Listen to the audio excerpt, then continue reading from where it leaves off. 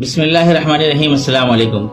ये आप देख रहे हैं एक पिक्चर, ये कब्रिस्तान में एक औरत खड़ी हुई है और आप सब जानते हैं कि औरतों का कब्रिस्तान जाना तो मना है, लेकिन ये औरत कब्रिस्तान में क्यों खड़ी है, ये जो आज मैं आपको बात बताने वाला हूँ।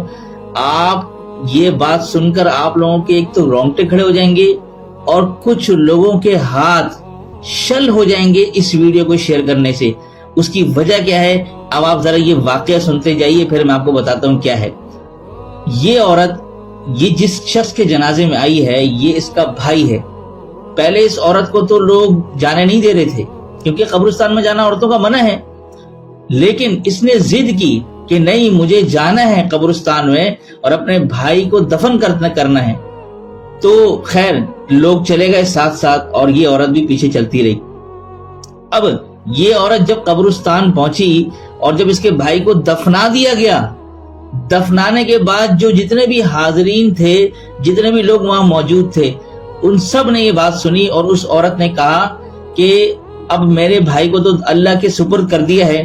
उसने वहां पर खड़े होकर अल्लाह ताला से इल्तिजा की कि या अल्लाह, हमने अपने भाई को तेरे सुपुर्द कर दिया है और तू आदिल है और अहकमुल हाकिमीन है।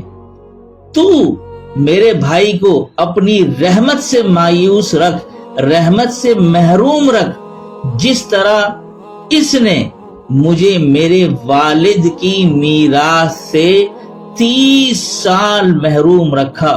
अल्लाह अकबर, अल्लाह अकबर। मुहतरम नाज़रीन, ये आप देखें इस दुखी औरत, ये जो अपना दिल, अपना दुख दर्द ये लेकर इस कब्रिस्तान में पहुंची है और अपने भाई के लिए ये बद्दुआ कर रही है।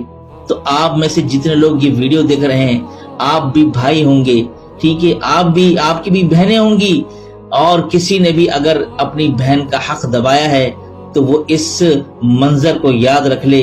क्या मालूम आपकी भी बहन आपको दफनाते वक्त इसी तरह की सदाएं, इसी तरह की बद्दुआ करने लगे। मेरे भाइयों, हदीस में आता है कि जो शख्स अपने वारिस की मीरास काटेगा तो कल कयामत के दिन अल्लाह ताला उसकी जन्नत की मीरास काटेगा। बल्कि आपको एक और हदीस बताऊं, हजरत नुअमान इब्न बशीर रजी अल्लाह तआला अन्हु फरमाते हैं कि जो मेरे वालिद थे वो हुजूर सल्लल्लाहु अलैहि वसल्लम के पास गए तो कहा गए, या रसूलल्लाह, मैंने अपने इस बेटे को एक गुलाम दिया है। तो हुजूर ने पता क्या फरमाया, क्या तुमने सब बेटों को दिया है? फरमाया नहीं।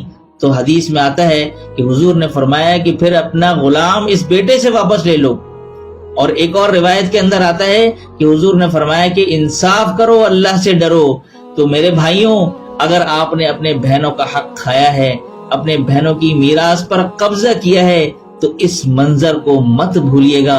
कल ये ना हो कि आपकी बहन भी आपकी कब्र पर बैठकर, कब्र पर खड़े होकर इसी तरह अल्लाह से अपना हक मांग रही हो।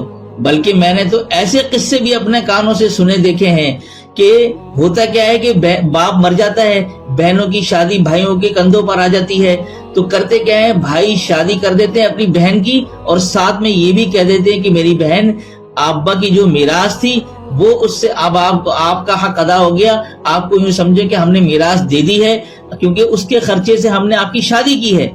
ऐसा धोखा नहीं चलेगा भाई। ये जो आपने खर्चा किया है अपनी बहन की शादी पर, इसका तो बदला अल्लाह रब्बुल आलमीन आखिरत में आपको देंगे, क्योंकि ये तबर्रो एहसान के दर्जे में आता है। लेकिन मीरास से आप इस तरीके से महरूम नहीं कर सकते कि भाई मैंने शादी कर दी अपनी बहन की, हमने सारा खर्चा लगा दिया, लाख 10 लाख लगा दिए, तो मीरास जो है वो अदा हो गई। नहीं, विरासत ऐसे तरका तकसीम नहीं होता, बल्कि आपने उसको अलग से देना पड़ेगा।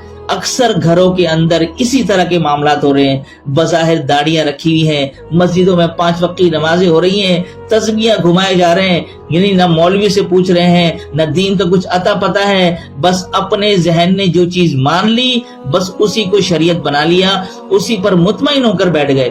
तो मेरे भाइयों, मेरी बहनों, आप सब ये वीडियो देख लें और आज के बाद अगर आपने अपने बहनों का हक मारा है तो आज ही अदा कर दें। कल को ये ना हो कि ये बहन वीडियो देखे और अपना जहन वो बना ले कि बस मेरे भाई की आंख बंद हो जाए तो मैं भी उसके कब्र पर इसी तरह खड़े होकर بد دعا کروں گی۔ اللہ تعالی ہم سب کی حفاظت فرمائے اور ہم سب کو اپنے بہن بھائیوں کے حقوق ادا کرنے والا بنائے۔